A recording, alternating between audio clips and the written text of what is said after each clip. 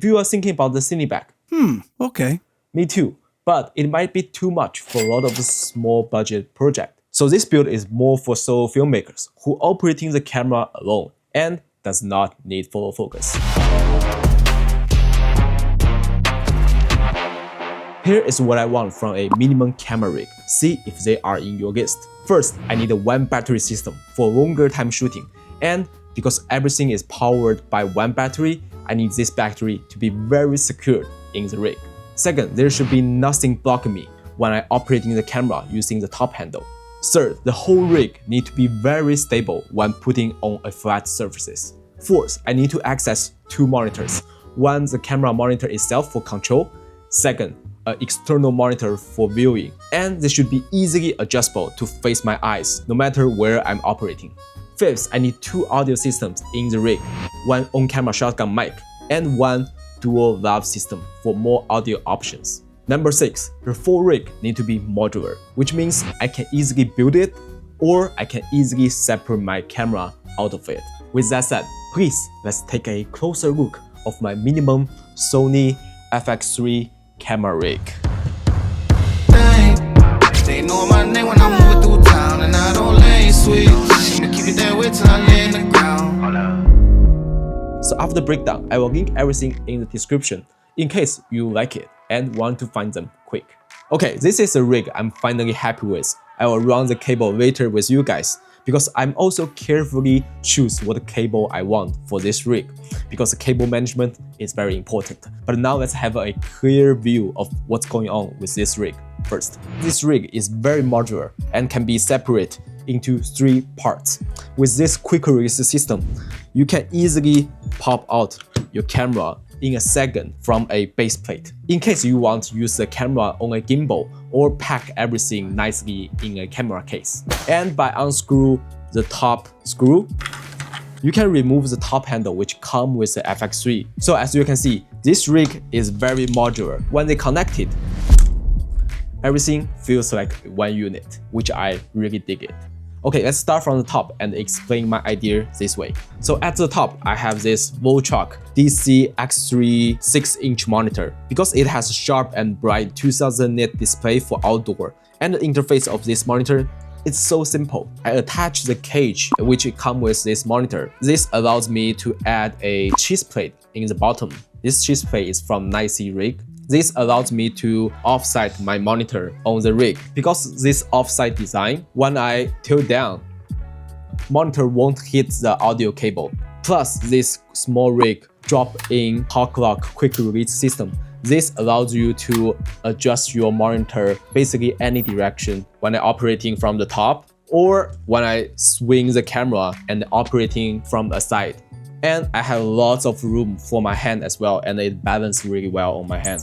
And speak about top handle, this is a small rig, newly designed extension mount plate. The key feature, as you can see, is this loop design. This distributes some weight off from this plastic top handle. Basically, as you can see, my whole rig is built around this top handle. So you know how much I love it. Then let's take a closer look of my audio system setup. For the on-camera shotgun mic, I use Deity S-Mic 3S. I choose this shorter version simply because it looks nicer on the rig. And this mic works well for an environmental sound. Because for a clear person audio, I'm using this Love mic. This is a DJI Mic 2. I don't think it requires introduction, but this is what I designed. I attach this Velcro to the top handle, and this is a cold shoe from Newer. I purchased this because it has a bigger bottom surfaces, so I can Velcro it on top of the top handle. And I also put some Velcro tape inside the cold shoe, because if you slide the mic in the cold shoe, it will move, create unwanted noise, and easily pop out. By having this Velcro tape inside the cold shoe, this can slide in easily and stay there firmly. And by having this mic here, when you're operating camera, you can have a clear view of your audio system in one look. And as you can see, I attached this audio receiver more closer to the mic side, because you know it before. When I swing around the monitor, I won't block it.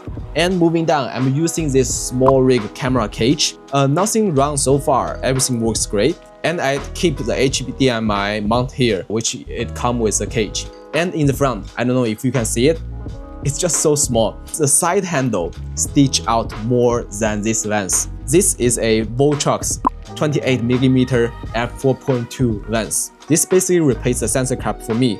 For situation like this, when we are doing the camera prep, I don't need to attach big, heavy, expensive lens here. I can still have the image display and do my camera setting. And the lens cap is genius. Close, open, close, open. Nice. And finally, let's moving down to the bottom. This is a small rig quick release system for arca plate because the cage itself is a arca plate in the bottom. So I don't need to attach additional plate to it. This keeps my cage nice and short. Okay, underneath it is a unique L bracket. I should disattach this. I spent a lot of time finding the right fits. The reason why is because I want to mount the V-mount battery inside the rig. Because when I'm operating the camera, I can use this flat part as an additional anchor point to my body to have a much more stable shots. Because everything is powered by this battery, I don't want the battery to be at the back and constantly bumping my body. The battery I'm using is a Filmmaking 99-watt V-mount battery. No, just kidding. This is a custom sticker. The V-mount battery is either from Moment or CamTV. They are basically the same size and shape, same function as well. It works perfectly with this rig and the top handle. And the V-mount lock I'm using is from Deity mini V-mount plate. As you can see, very secure and tiny size too. I connect it using 2 screws for anti-spin. This is a must feature. I use 2 screws everywhere and 2 screws for the base plate. This is a Manfrotto 501 plate. Everything is locked by 2 screws for nice one-piece build. And I choose this long 16cm plate because I can put the whole rig down nicely. A little additional design here. This is a soft padding for my V-mount battery. And the material is from a random shipping box as a container. I punched 2 holes and use zip tie it down. Because when mounting the V-mount down, it has a small gap in the bottom. So I thought why not just have a soft padding in the bottom. Lastly, no rig is built without cables. I also spent many time finding the right cables. I think you all like them too. First, audio. I have this short right angle XLR cable from HQRP. I mean, look at this profile. Even when I attach the monitor here, you can see, very nice. And the cable is very flexible. I will link it below. But in case you can't find the exact same cable, my cable is 27cm long, so that's the length you should marry to. Or a little bit shorter because I do have some slack. And for DJI mic, I just use its own 3.5mm audio cable and I attach to this top handle here. This is also a perfect lens.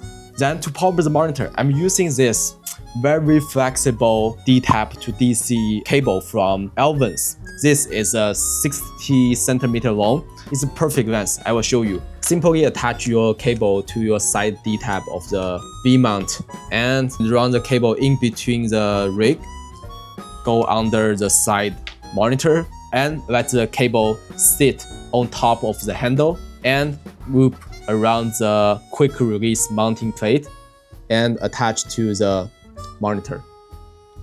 This way, it's very clean looking and it doesn't block you when you spin the monitor around. Then let's move to the cable.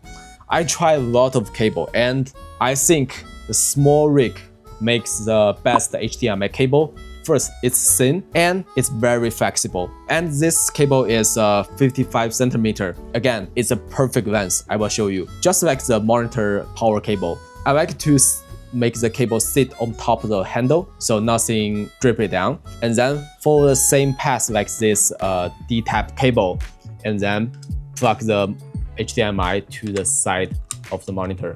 And then finally lock the HDMI here. As you can see, we have perfect slack to adjust your monitor to any direction. I also tried the shorter version, which is their 30cm version, also from small rig. You can only attach the HDMI cable from your camera directly to the monitor, which create this weird half circle cable here. I don't like that. And the 55cm is the perfect length. Finally, let's power the camera also using the V-mount battery. So I'm also buying a special cable. This is a right angle Type-C to Type-A cable. I forgot the length, but I will put it on the screen. The reason why I have the right angle Type-C because it stays very flush against the side of the camera. So when you're holding the camera, no cable pops out and blocks the way. And I like to run the cable under the screen as well. Here is very important. I like to put the cable on the left side and attach to the battery plate on top. Because I'm right-handed, when I'm holding the camera, no cable is touching my hand. Even the DC cable, HDMI cable, the USB-C cable, nothing. Very nice. I don't need additional stuff for the cable management. This looks already very clean to me. So this is my minimal FX3 camera build. It does look like a Cineback, does it? So I hope this video solved you some problem that you're currently facing. And let me know if you have more fantastic rigging idea. My goal is to buy less stuff and still make the things works the way I like it. Hope you like the video. Thanks for watching and I will see you in the next time. Peace. I mean, which rig allows you to put your camera rig like this? Perfect for shooting upward. Where's your lens? Oh, it's right here. You can see it? Still so tiny. I think I have fantasy for mini stuff. Do you think size matter? Oh, so satisfying.